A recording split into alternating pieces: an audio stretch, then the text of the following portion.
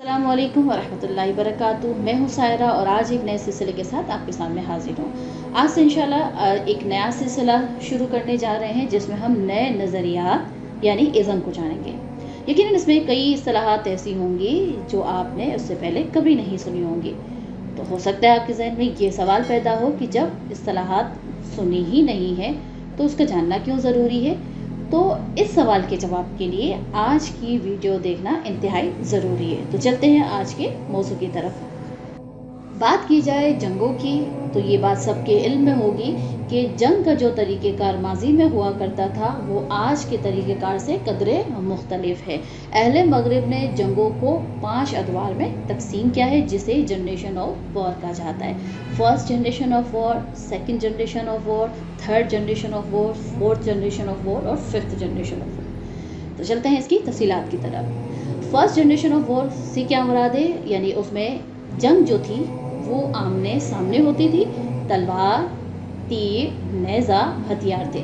उस जंग में जीत का दारोमदार असलहे और मैदान जंग और जंग की स्ट्रेटजी और अफराद की तादाद पर जो था वो दारोमदार हुआ करता था। तो ये तो था पहला तरीक़ेकार जो जिसे फर्स्ट जनरेशन ऑफ वॉर कहा जाता है। चलते हैं second generation of war.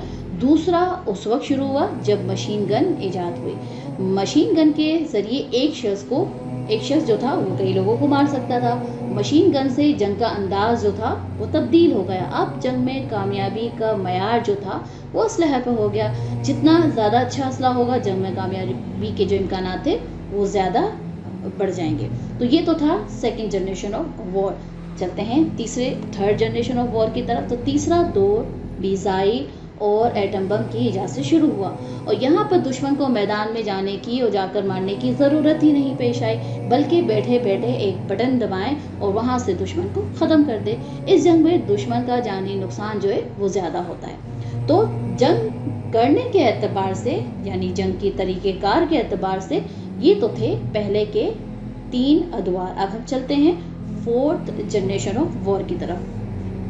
Fourth generation of war जिसे hybrid warfare and proxy war भी कहते हैं। इसमें कुछ जासूस तैयार किए जाते हैं, वो दुश्मन ममालिक के लोगों के दरमियान इंतशार फैलाते हैं और आपस के इख्तलाफात को भड़काते हैं। इंतशार बढ़ता है और बिलाखिर मुल्क जो है वो खाना जंगी की तरफ चला जाता है।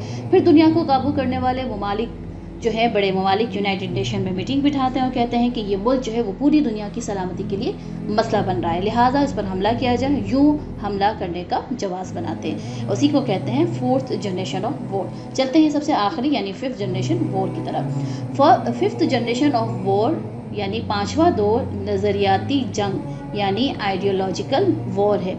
चारों अदवार में एक बात तो यकसा थी कि दुश्मन की ज़ात को नुकसान पहुंचाना है, लेकिन ये 5वां दौर बिल्कुल तब्दील हो चुका है जिसमें हमारा दुश्मन जो है वो मुतय्यन नहीं है। इसमें दिमाग से दिमाग पर हमला हो रहा है, यानी जहन साजी की जा रही है जिसके ज़रिए इस्लाम से और अल्लाह ताला उसके रसूल से दूर किया जा रहा है। पहले की जो जंगें थी वो अफराद के दरमियान हुआ करती थी, जबकि अब जो जंगें हैं यानी 5वां दौर जो है जिसे फिफ्थ जनरेशन ऑफ वॉर कहा जाता है, जिसे नज़रियाती जंग कहा जाता है, वो अजहान की जंग है जिसमें जहन को ख़राब किया जाता है, क्योंकि जहन को काबू कर लिया जाए तो पूरा जिस्म जो है वो काबू हो जाता है। ये तो थी आज की तफसीलात और आज का हमारा मौजू। यकीनन इस तफसीलात के बाद आज जो इब्तिदा में मैंने आपके सामने सवाल किया था कि हो सकता है आपको आपके जहन में ये सवाल पैदा हो कि ये तमाम जदीद और नए नज़रियात का जानना क्यों ज़रूरी है। तो यकीनन अब की वीडियो में और तफसीलात के बाद आपको अपना जवाब जो है वो यकीनन मिल चुका होगा। तो लिहाजा हमें अपने आप को बचाने के लिए या अपने जहन को इन तमाम बातिल नज़रियात से बचाने के लिए ज़रूरी है कि सबसे पहले हम उन बातिल नज़रियात को जानें। जब जानेंगे तो यकीनन फिर उससे अपने आप को और अपनी औलादों को बचा सकते हैं। इसी के साथ ही मुझे इजाज़त दीजिए। इंशाल्लाह आइंदा की वीडियो में हम तमाम इज़म्स को भरपूर कोशिश होगी आसान अंदाज में आपको समझाएं, ताकि जो है आप उन नज़रियात को समझ सकें और अपनी आने वाली औलाद को, अपने फैसलों को इन तमाम गलत किस्म के जो नज़रियात हैं, जो बातिल नज़रियात हैं, उससे अपने आप को बचा सकें। तब तक के लिए इजाज़त दीजिए। फ़ी अमानिल्लाह। अस्सलामु अलैकुम वरहमतुल्लाहि वबरकातुहू।